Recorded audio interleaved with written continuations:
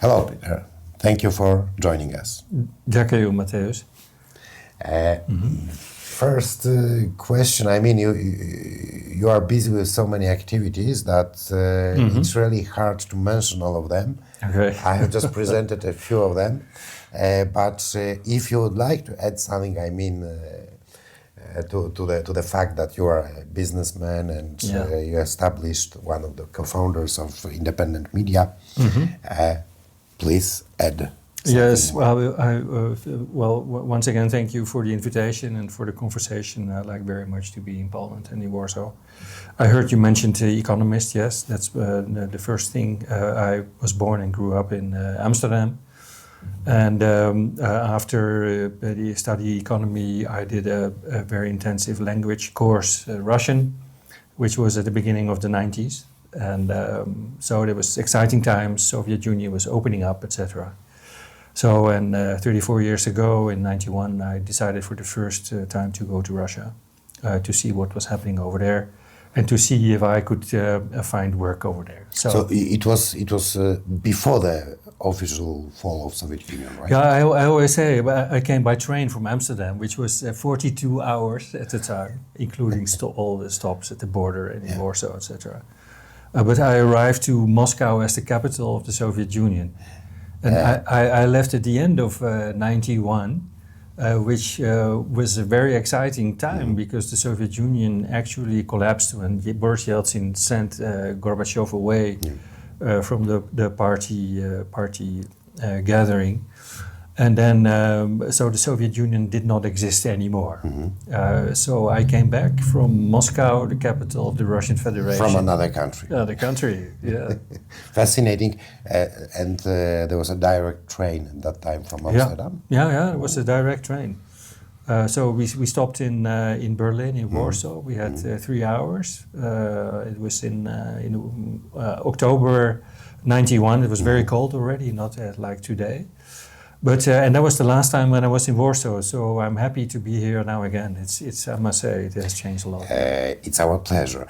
And tell us a little bit about the business opportunities you have met there in Soviet Union and then Russian Federation. Yeah, so it was very bad in Moscow and in the Soviet Union at the time. But I still found the people very interesting, very open, relaxed, and very well educated, etc. And I thought, okay, it's bad now, but things will change, and I want to be part of that. So I found a job that brought me more often to Russia. In the 90s, I've been working for 2 international but Dutch origin companies, one in trade and one in production. For the second one, I've been living in the Ural Mountains near Yekaterinburg. It was a production company of packaging. It was very interesting. And interesting times. The 90s were roaring 90s in Russia. Well, you know as well. So, and then I thought it was time for me to make my own business. And we started in 99 in the agricultural sphere. This feed and feed additives for farm animals, which we do until today. It always has been quite a roller coaster. Now this year there are some difficulties with deliveries, but we very much hope that it will be a temporary situation and that it will roll back and that we will can go and continue our business in this sphere. The Netherlands used to be one of the biggest, I believe, European investors in Russia. Yes, that is true. But there is a but. You know, in the 90s, a lot of organizations and business people, they put their money outside the country, which is one of the reasons why in 98 the Russian economy collapsed and Russia went bankrupt and could not pay on its foreign debt anymore. And put the money, for instance, in the Netherlands, like on Cyprus and like on the Bikini Islands or any other island somewhere, a nice place, Belize. And this money came back to Russia as investments. And that is why the Netherlands and Cyprus were always in the top 5 of investors. That's the reason. That's the reason. So it's not purely Dutch. It's not purely Dutch, no. But I must add that there was Shell, of course, also, who was at the time very active investing, of course, to get a hand on the Russian oil and gas industry was very interesting for Shell, which is also not only Dutch, it's British as well. Well, at that time, back in the 90s, because of the differences in currency, on the currency market, I think it was quite easy to enter the Russian market at that time. What about the opportunities you see now for those who have their small companies, want to start their business in Russia, but they are from European Union? Okay. So much has changed in between. I would say that not only at the moment it is all difficult, but everything is still possible. In our country now it seems, and I guess in more European countries and spheres, it seems like nothing is possible in Russia anymore. But that's not the case. Everybody thinks that Russia is on its knees and the economy is dead, etc. But it's not at all the case. We have been doing business, and a lot of companies I know do business. I would say that Russia is a country where opportunities are ample for everybody who is ready to go and do it. But this has also to do with the development of BRICS and the reorientation of Russia away from the West, and especially from the EU at the moment, from Europe. Although the EU and Europe are, for me, two separate things. Very much. I agree. We can talk about it later. Yes, it's true. Russia has been reorienting towards BRICS, and the BRICS is the rest of the world. When you look at population, the West is only 10%, and the other 85 to 90% is with Russia. They do not deny Russia as a country. When you look at GDP, then the West makes worldwide about 25%, and BRICS in total is already more than that. It's between 30 and 35%. So, and Russia is a very big part of it and well esteemed. And so I think that economic growth dynamics will exists mainly in that sphere, that direction, and not so much between the West and Russia, because the West does not want it. Russia would be happy, but when the West does not want to talk, then okay, then sorry, then we go somewhere else. Yes, and are some facts, some economic facts which had already happened during this period, starting from 2014, let's say, and the wave of sanctions. Is it something which cannot be neutralized by normalization of our policy? Because some of the business, why I'm asking about that, some of the businessmen from Russia or some of the Russian politicians claim that, okay, it's a one-way ticket. If you leave Russia, for instance, being a European company, your part of the Russian market will be busy in a few months. It will be taken by the Chinese or the Indians or the others, yes? So is it possible to rebuild those economic relations which we had in the past? Of course. I think that everything can change, maybe not in a split second, and it will take time. But here I think it is important to realize that, like the president of Russia has said many times, that he has no problems with countries. He has problems with elites who are ruling countries or blocs like the EU. If these elites would change their mind, or there would be other people in power, so to say, who are ready to talk with Russia and with Russians at the same eye level and take each other serious, then everything can be restored. I'm quite convinced of that. Quite optimistic. Yeah, it is quite optimistic, but I think not only optimistic, also realistic. And because I have learned the Russians as people who are not full of hate and how do you call it? I don't come the word, but they are angry for a long time. When you approach Russians in a decent and normal way, they are always open to talk.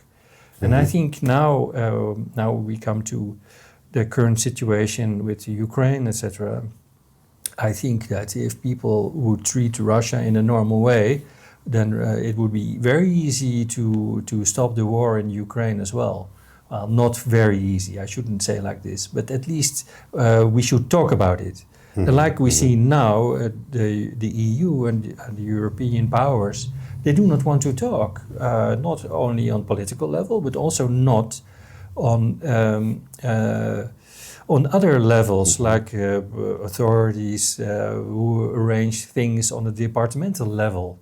They don't want to talk with Russians, and I do not understand it so much, because when you have a quarrel, when you are fighting, then you go sit at the table and you talk. And what has happened to all these ministries of foreign affairs where all these diplomats are working? What is with diplomacy? The EU is not doing diplomacy, and I do not understand this. I do not appreciate it. I think it's a bad thing. I think that the main problem is that those people have lost all the contacts with reality, with everyday, day-to-day reality. And well, I have another question about that, because you are a businessman, but you are busy mainly with business issues there, yes, in Russia. And at a certain moment, you decided to voice your opinion on issues, let's say, which are not directly connected to business. Of course, indirectly they are, definitely, yes. Sure. How has it started? Yeah, it's good that we go back to the story from the beginning, because actually it started already after my first trip to Russia in '91. When I came back, I was wondering already then about why in our news, in our media, on the 8 o'clock news and in our quality papers, they were writing such negative stories about Russia all the time, and only negative.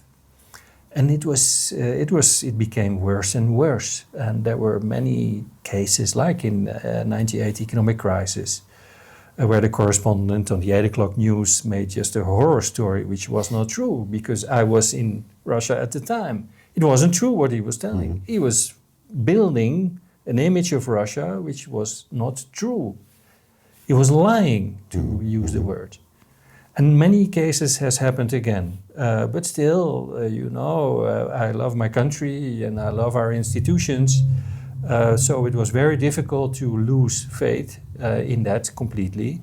But in 2014, that happened still. And of course, because of Maidan in Kiev, Crimea, Donbass, and political coup d'etat at the time, etc. You know everything about it. And then I realized also, because I know people in the Ukraine, and I have a guy in our Moscow office working who grew up in Donetsk, and he told me what the real situation was at the time. And then I realized, okay, now I fully understand how much the media and the politicians are lying to me. They are lying to their teeth. And I cannot stand that, This is the reason why, your question, why did I do that? And I was thinking, okay, now it's getting dangerous, because I kind of felt, okay, this is not for nothing, And I tried to figure out, what is this about? And it was about a geopolitical fight, right? Like maybe the Cold War ended in '89, but the great game the geopolitical fighting and to get control over the biggest possible portion of the world continued. And Fukuyama's The End of History, it was not like that. No, the fight for getting more influence continued. In the areas over here, Eastern Europe, and the 90s until today, in Romania, Moldavia, to see it's a geopolitical fight for influence. And this happened the same in Ukraine. And this only I really started to figure out in depth after 2014. And then I thought, okay, this is going into the direction of real war. This is dangerous. I don't want that. Nobody wants it, actually. Normal people don't want war. And I thought, okay, what can I do about it? And then, like these things happen, suddenly I came in contact with a guy in the Netherlands who was thinking to make a paper. On paper, not on the internet. A printed magazine, paper. Right? Yeah, and so... You have it with you now. I have an example here, This is one about Russia, because the chief editor went to Russia lately. And he also saw with his own eyes. The Underground, how do we translate it to English? It's the other newspaper. The other newspaper. Other newspaper with other news than the regular one. So yeah, and in 2018 there was a first paper, and in 21 the newspaper transformed into a weekly paper on Saturday.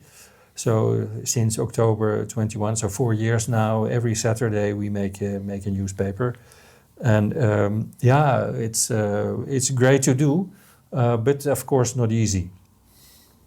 So this is how, for me, it was a way how to tell the story about Russia. But I found out about they are not lying about only Russia.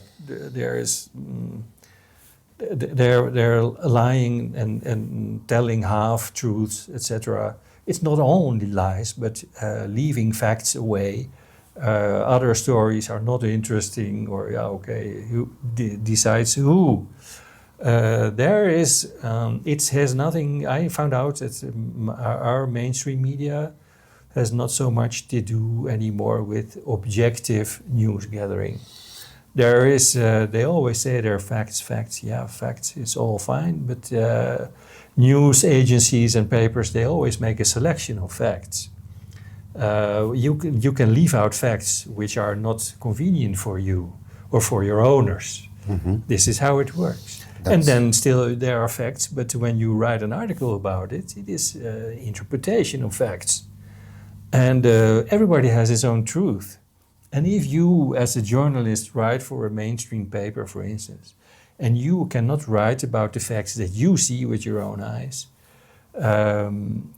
or you have to amend your article, otherwise it will not be published and you will not get paid, then there is a sort of censorship. And so this is what I found. Yeah.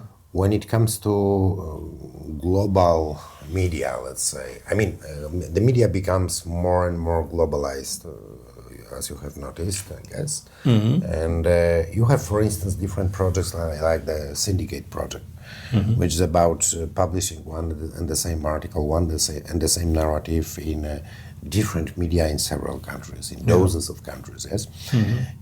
You came up with an alternative idea to create a network of independent media in Europe, and that's how Paresia Network was found. Yes, exactly, yeah. That's, this is, when we started this newspaper, the Andere Krant in the Netherlands, we came in contact with newspaper people or media people in other countries in Europe, well, from all over the world actually. And with, for instance, with you and your Misz Polska, etc. But in many other countries. And then it appears that in all countries, actually, there are people who see things differently. And, we always thought that we were living in democracy, right? And you can have another opinion and you can see things differently and live in freedom. That's an illusion. course. So it becomes more and more limited, but okay. And then we noticed that there are many like-minded people all over Europe, and then I thought, well, I'm a fan of Europe actually, not the bureaucratic, undemocratic monster in Brussels. But Europe with all the different peoples, the different countries, traditions, multipolarity in a small part of the Eurasian continent. I like multipolarity, that's why I also like BRICS, etc. But also Europe, because I'm a European. So are you, we are all Europeans, right? And then I thought, okay, our newspaper is small in the Netherlands, your paper, actually, I do not know, but probably small in Poland as well. Maybe we will be stronger when we increase our cooperation and we can make and strengthen each other, share articles, and bring news in the same moment, etc., and work on dossiers that we think are important. And this is how we came to Paresia. Yes, that's very important. What you have just said. I mean, you remember some philosophers like the German Jürgen Habermas, for instance, wrote about the European public space or European public sphere, the common European one. You have just mentioned that it's about Europe, and I also feel myself. I agree 100% with you. I feel myself as a European.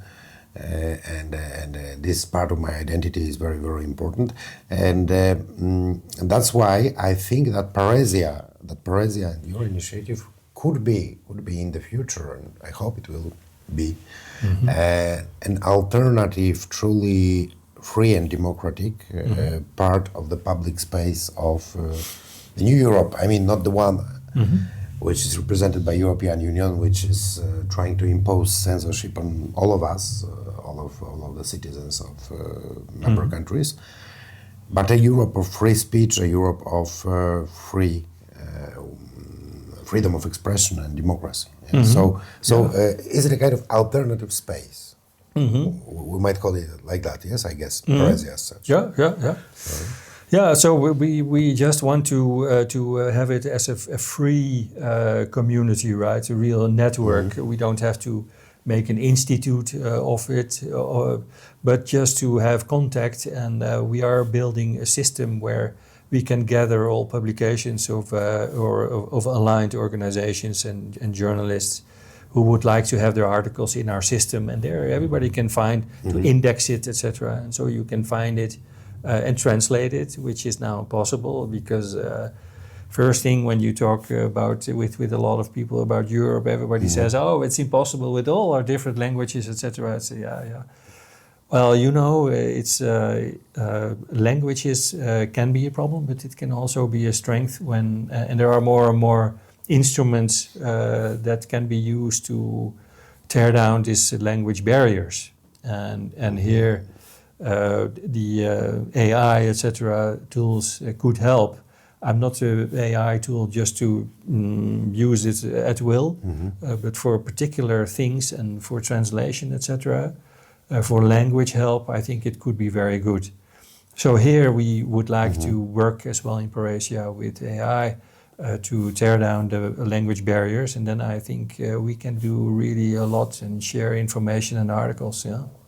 It's very interesting, but then we had what I call, and what our common friend calls, Professor Kees van der Pijl. A kind of society of fear, yes, or system of fear. First we had, of course, the fear because of, let's say, one very specific kind of flu, to be very diplomatic. Okay. Yeah. The lockdowns and so on. Now we face the new fear. Some claim it's a manufactured fear. Fear when it comes to Russia and the war and the possible World War III or the Russian aggression against Europe.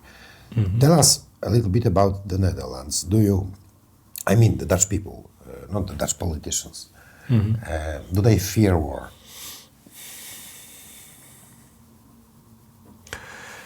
They fear Russia. Do they fear really war? I don't know, because I think most people have no idea what that is about. We still live, in Holland, I think and in other parts of Europe, still live in the after World War II period, but which is 80 years ago now, and several generations already passed. The people now have no reference anymore what war really is, and the whole thinking of the people is being kept on the level of after World War II world order. It should stay like this. After World War II, the new enemy came, like the Soviet Union, which then after the 90s, when Russia was falling apart, and then a new president came and he glued it all together again and made Russia big and rich and respectful, etc. again. So then, of course, Russia became the enemy, of course. Again, there should, one way or another, there should be an enemy. I think the people in Holland, not many people realize what war really is. So are they afraid of it? No, they are afraid of Russia, and Russia will start war. So yes, we are afraid of that. But do they really believe that Russian tanks will come to Amsterdam? Yes, that's what they are afraid of. Yeah, yeah. It is impossible to understand that people really fear it, but that is what they are being told, and not many people take the or the courage or the time or the effort to dig into the subject a little bit more than that. Everybody is running around. They're so busy making money and or spending money, and all other issues are being told on the 8 o'clock news, and they trust the media. Everybody thinks that in his or her country it is the worst of all other countries, but I think that in the Netherlands the trust in the mainstream media is extremely high. On the other hand, because it was quite interesting for me at that time, I remember, on the other hand, when you had a referendum about the association agreement with Ukraine, between European Union and Ukraine, of course, a lot of people were skeptical, right? At that time. Yeah. So, what has changed in the Netherlands? No, I think it has not changed so much. I think the referendum actually was won by the people who started it. The vote against the association agreement was against it. But then Rutte, who was then the prime minister, he just said, okay, we will just make one piece of paper and that this and this will not happen with Ukraine, etc. So, and that will be okay. So still the government decided that the Netherlands still will sign this association agreement. And then there was one more referendum after that. I will not, but that was the last one, you know. It's not convenient for the Dutch politics to have referenda. So it was abolished.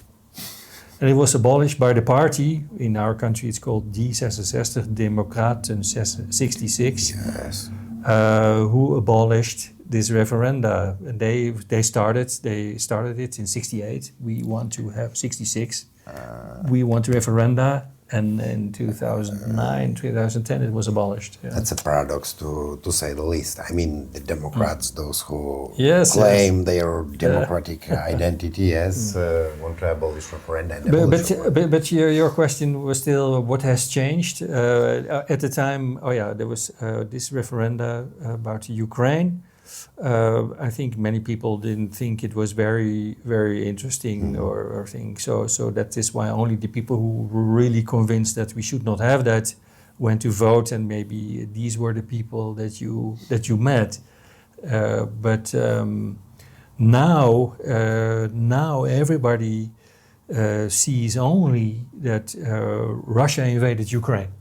The whole idea is that Putin woke up one morning I thought, okay, what country shall I invade today? And it's Ukraine. Well, it's completely absurd to abolish and to not put the actions of Russia into a historical perspective. If people would do that more, then they would realize, well, okay, maybe we should still go and sit on the table and talk with Russia. That's why I think, because of the war and of all those warmongering politicians, a lot of them actually come from the Netherlands, unfortunately. We have Mark Rutte, your former prime minister, you have mentioned him, but I think that, by the way, geographically, Poland is close to the conflict. Politically, the Netherlands is equally engaged into supporting one of the sides of the war, of the conflict, I would say. But you have created another project, another idea, which is quite interesting, and is about the peace, not the war, but peace. European Peace Project. What is it about? European Peace Project. I have to make maybe a little bit a longer introduction. It is a project that we started in March this year, and it happened all on May 9th, which is first on this side, Western European side, is the Day of Europe, and on the Eastern side is the Victory Day in the Russian Federation, and so. But I will tell a little bit more detail about it later. First, it started all with a meeting with Ulrike Giraud, a German European politics scientist, very famous in Germany, and a lady who has been working and thinking and writing books about Europe. Again, not the EU, but Europe. And she has been working in the EU for a very long time, when it still was a project for Nie wieder Krieg, no more war. But she left it because the EU has changed from this Nie wieder Krieg philosophy to a situation where now, as a sidestep, the EU has proposed to spend, I read it during the last weekend, 16 trillion euros for rearming Europe. 16,000 billion. Exactly. So we have ongoing militarization, which means that European Union doesn't care anymore about, let's say, social cohesion, social policy issues, and so on, the farmers and so on. Where is this money coming from? It's of the people, of course, but do you feel that we have 16 trillion? I don't think so. So I'm afraid that a big part of it is, again, a lot of this fake fiat money that simply will be printed to make this number. It has nothing to do with reality anymore. And external debts. Yeah, which are rising. Yes, it's only more debts and debts, and just like the United States. And I think that it is a dead end. Actually, it's for me, the whole idea is, if we want to live in prosperity in Europe, like we have been living here for the last maybe 60, 70, 80 years, or after World War II, then I think it would be good to look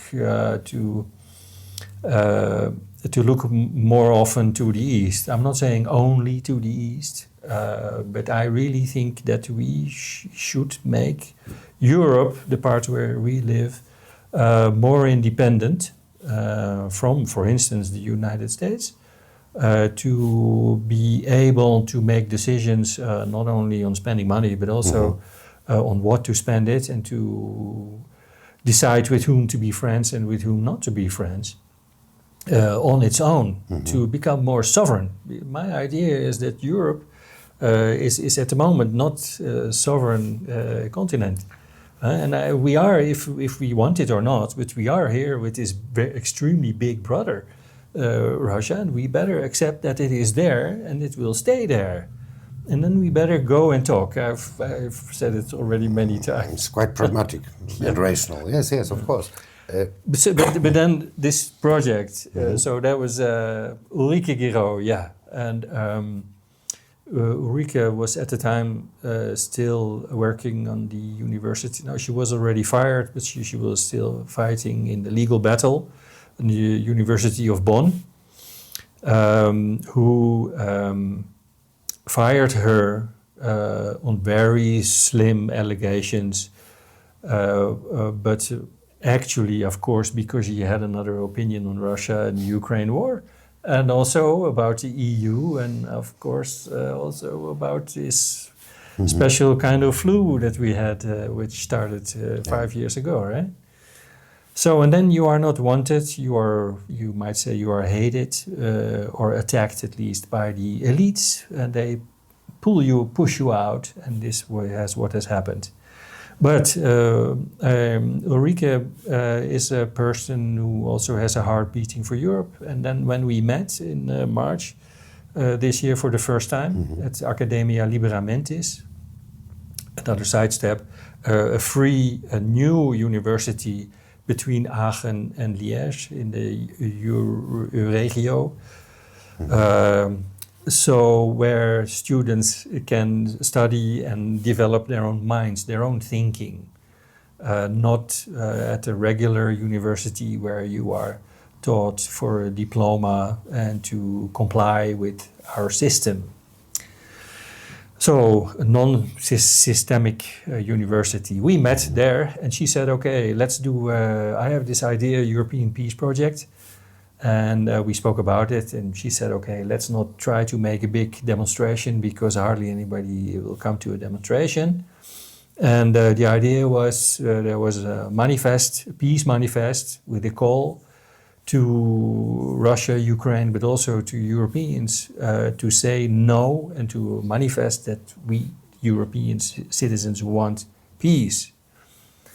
So the idea was that anybody just can take this paper and the manifest, open the window or go on the streets or take friends or make a small demonstration wherever and read the manifest.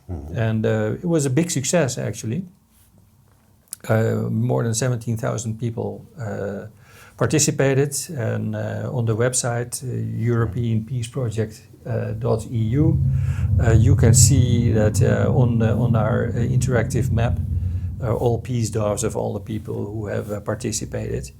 And we want to continue. So beginning of October, we did a manifest, the same thing, same idea for Palestine, Free Palestine, European Peace Project, 3rd of October. And we have also asked the participants to send videos and pictures about what they had been doing. And on our YouTube channel, European Peace Project, you can find all these videos and films about it. So, and now we would like to continue this project because we noticed that there are many, many European citizens who would like to have another Europe. And we want to build on that, on this big database of participants who are interested in peace, like yourselves and the peace-loving people in Poland. We want to organize May 9th next year again such an action, but also we would like to make a gathering and to start talking about how can we organize Europe in another way. And we will try to do that somewhere in summer or end of summer next year, 2026. Great. We'll be informing our audience about all your initiatives. I hope.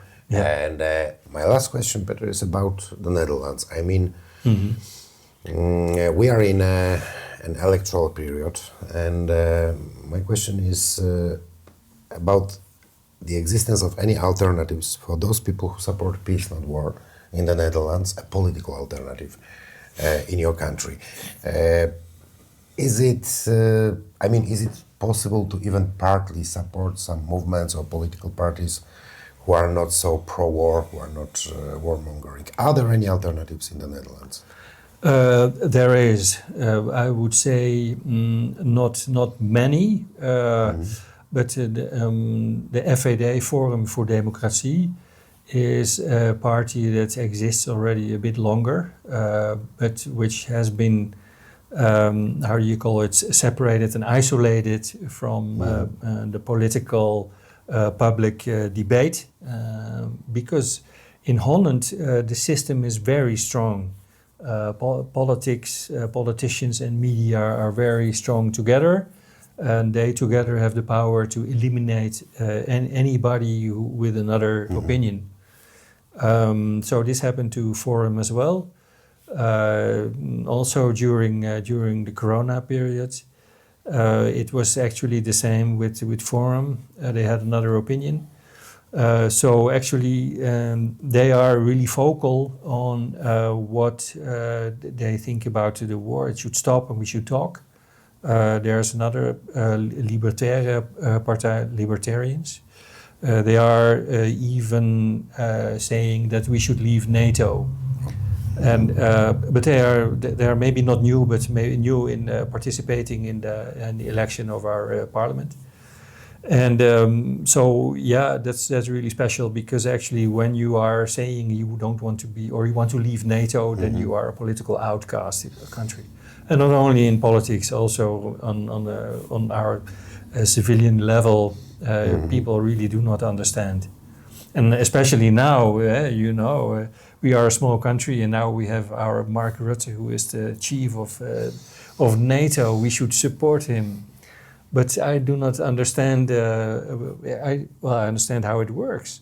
When he was prime minister when the war started in Ukraine, and he made an address to the nation and to the people, and he ended his address with Slava Ukraini, which he learned Ukrainian.